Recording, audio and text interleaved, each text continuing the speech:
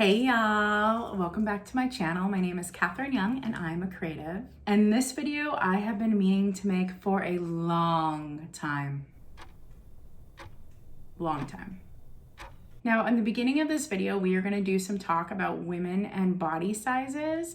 And so if that makes you uncomfortable, you can skip to this part of the video.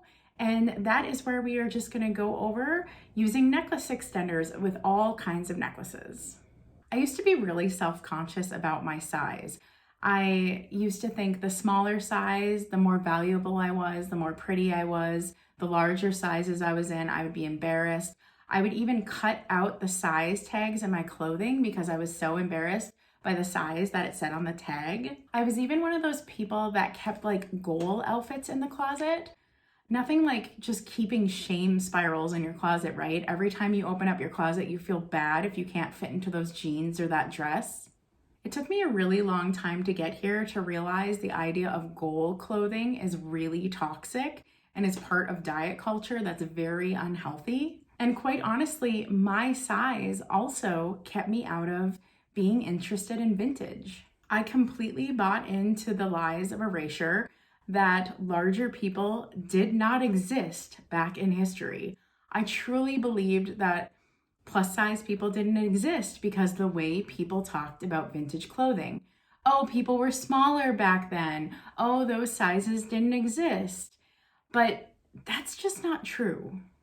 I would say yes, people in general were smaller back then. However, plus size people have existed throughout history. Now I know about things like survival bias with vintage clothing. And if you don't know what survival bias is, I need you to stop this video right now and go check out Nicole Rudolph's video. She does an amazing video about tiny shoes and the myth that feet were just smaller back then. It is exceptional. And she talks about how the items that end up in museums, the items that make it to today, are always the items that are the least worn. And why would an item be the least worn, you say? Most likely because it was very small. And very small items can't be worn by a lot of people, and it most likely can't be worn throughout their life. Also, when you look back at old imagery, so much of what we think as stylized imagery of women back in the day really is illustrations. Not only that, they were manipulating photos as far back as the Victorian period. So if you think people were not making their waists smaller back then, they were. And Bernadette Banner has an amazing video about that, so you need to check it out. Yes, that's right, they were doing photo manipulations of their waists back then too. Now that I know about survival bias in vintage and just all the erasure around larger size bodies, I have been able to be way more comfortable in trying to find vintage for my size. And right now I am wearing the oldest antique necklace I own. This is a vulcanite mourning necklace from the 1870s to about the 1890s. And as you can see, it fits my neck. And if you watch my channel at all, you know I love vintage jewelry. It is my absolute favorite thing. It's the largest collection I own by far. And I often make the joke that jewelry always fits. But that simply isn't true. Jewelry doesn't always fit.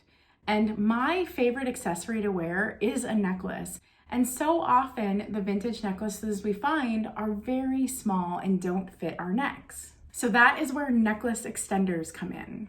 In this video, I am going to show you a bunch of tips and tricks of how to make vintage necklaces fit using necklace extenders. I'm going to show some unique ways that I think many people haven't thought of before, and I'm going to show you how you can make all kinds of types of necklaces with all kinds of clasps truly fit your neck. Okay, and let's get started. So this necklace has a very basic lobster clasp, and it sits a little higher on my neck than I would like. I would say this is the most basic type of necklace to put a necklace extender on because it's just really obvious how to make it work since the clasps are exactly the same. It doesn't take a lot of thought into making this necklace longer, and it looks great longer. And as you can see, with just one necklace extender, this sits much better on my neck.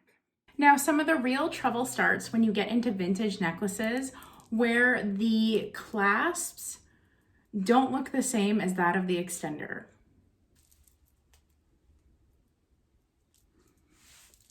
So as you can see, this necklace fits pretty high up on my neck, and I would definitely like it to sit lower. Just because the clasp doesn't look exactly like the clasp at the end of the necklace doesn't mean you still can't use it. You can most likely still take the claw and wrap it around the area the original hook would have been and use the new eye loop with the hook. As you can see now, this necklace fits much nicer. But what about those vintage necklaces that have that big kind of clasp that inserts and the clasp is like fancy, right? How do you make those work? To be honest, I can't even quite get this necklace on my neck. This is one of those times where I use multiple necklace extenders and I use what I call the lasso technique. Oftentimes these necklaces have places where you can kind of connect under that clasp. I simply put my necklace extender under the clasp, loop it through, and create my first lasso. Next, I take the second necklace extender and I do basically the same thing. This requires a bit more skill as I am looping this through the necklace while it is on the back of my neck. So really, I am closing the necklace extender in on itself to hold this necklace together. Now you can see this necklace fits much better on me, and all it took was the two extenders. One drawback of this technique with this type of back is you tend to feel the back of your necklace more. You tend to feel that it's not laying perfectly or perfectly flat, because in all honesty, it isn't. It isn't flush to your skin and flushly locked the way it was originally meant to be. So my tip is to not pick at it and not futz with it. The quickest way to have people look at your clothes and notice that they're ill-fitting is if you're always futzing with them. That's the quickest way to get people to notice something. So don't futz with your necklace and people won't notice anything's wrong. Now these necklaces with the little screws that screw together are also kind of tricky. To be honest, I almost can't get this one on my neck. I often find a lot of these necklaces do have areas where you can use the lasso technique and bring the backs together. I have room to go between the beads on this side, and I have room to go between the beads on this side. And I'm gonna clasp this together on the back of my neck. See, there we go, there it fits. Now this has kind of the same drawback. Because it's not perfectly fitting on the back of my neck, I'm a little more aware of the back of the necklace, but as long as I'm not messing with it, it's fine. And you also might say, Katherine, some of these necklaces, you can't do that technique. You can't loop the lasso through there. And so I brought a necklace that is an example of that. This technique will not work with this necklace. This necklace does fit on my neck, but it is a little tighter than I would want. And to solve this problem, I am going to use more than one necklace extender again. This time, I am going to use the claw part to do double duty. Not only is it going to hook onto itself, but it is also going to hook onto the necklace. I'm going to repeat this process on the opposite side of the necklace. Now I have two loops and I'm gonna use a necklace extender with the lasso technique looped onto itself to hold this together. I'm gonna close this final piece around the back of my neck. And there you go. This necklace fits me much better and hangs where I would love it to hang. So with this technique, you don't necessarily need to use 3 necklace extenders. You can do it with just 2. I find that that is a little tricky though, and I usually have to bring the necklace to the front of my neck to be able to see what I'm doing. You can take that second lasso, loop it around, and then close the necklace by grabbing the necklace extender and the necklace in one under that clamp. But it's tricky. It's kind of hard to do because trying to get 2 different things in the clamp is hard. So I recommend using 3, but you can definitely use 2 if you want it to be shorter. This beautiful Miriam Haskell necklace is one of my favorite necklaces of all time that I've ever found, but it doesn't even fit my neck. And if you look at the way the clasp is, oh goodness, this is actually really hard to figure out. And it took me a while to figure out how to make this one work. What I figured out is I could use one whole necklace extender the way it is supposed to be and hook it onto the chain. I then did the lasso technique with grabbing two in the claw, and I grabbed on to not only the necklace extender itself in the lasso, but also the other necklace extender I had already added. This creates a nice loop, and I was able to put that loop around the back of that clasp piece. And yeah, it worked great. And there you can see that beautiful Mary Haskell necklace sits so much better on my neck now. And in all honesty, I have more necklaces than I can count. And this is the most complicated clasp I have for using necklace extenders. And it really isn't that hard to figure out. The nice thing of this technique is it does sit really nice on your neck. There isn't that same like bother in the back that some of the other necklaces have. So this sits nice and flush and flat and feels really good. Now at this end portion, I'm going to show you just a couple more tricks that I've picked up. One of my favorite tricks is making a short necklace longer by combining it with a longer necklace. This creates a necklace stack, and I borrow some length from the longer necklace to make the shorter one fit. So this little necklace, I can barely get it around my neck. I don't even know if it'll close. You can think of the longer necklace as a really long necklace extender. And there you have it, a short necklace that would never have fit my neck now fits because it was stacked with a longer necklace.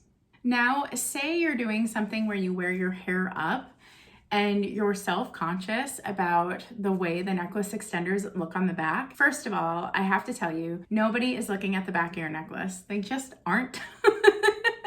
But just know that you can use a piece of ribbon to tie necklaces together. A lot of the same tricks apply with ribbons as necklace extenders. They work almost the same way. I have yet to find a necklace that I couldn't use a piece of ribbon that worked in tying it, and I think the bow in the back is a really lovely addition. I do find a ribbon harder to put on the back of necklaces to keep them together. It's just really hard to tie a beautiful bow when something is on your neck, and that's what you're ending up doing. You're ending up tying this beautiful bow when the necklace is on your neck, and that's kind of hard. Also, ribbons can come untied. And if you're so worried about the back of your neck with that ribbon, you're probably at some kind of special event. And if the ribbon comes untied, your necklace falls down, you might not have anywhere you can go to get this necklace tied again. So I don't personally recommend the ribbon, but I just wanted to show the idea. And that is it, y'all. That is the whole video. I hope you learned some tips and tricks of using necklace extenders. And I hope when you see a beautiful vintage necklace that you believe is too small for you, I hope you don't cringe and get nervous and get upset. I hope you realize all you have to do is pick up some necklace extenders and you can make that beautiful piece of vintage fit for you. Now you can find necklace extenders almost anywhere. Michael's has them. I have a link to some on Amazon, but they're pretty easily found. I hope you love this video. If you like vintage, thrifting content, creative projects, and more, please subscribe and stick around. I upload new videos on Saturdays with bonus videos throughout the week. And that is it, y'all. Stay creative. Bye!